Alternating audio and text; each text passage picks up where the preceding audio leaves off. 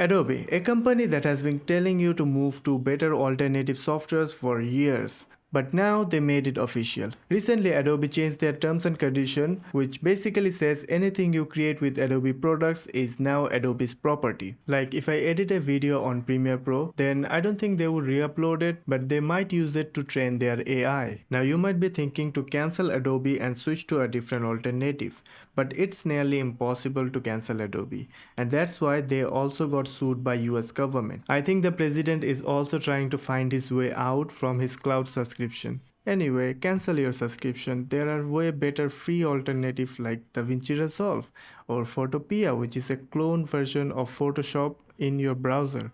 And you can use Inkscape for vector graphics, and also Blender, which does way too much thing that a software should do. And for those people who are still using Adobe products without paying, even if you are not paying, but you are still helping them to keep the dominance in the creative product space. So if you really want to make a difference, then switch to an alternative software. Again, you can use DaVinci Resolve. The free version is more than capable to beat Premiere Pro, and I personally love Affinity Photo and Affinity Designer, which are the best alternatives for Photoshop and Illustrator. And it's the one-time fee, so that's great. I also have some tutorials on Affinity, so you can check them out, and if you want more, you can let me know.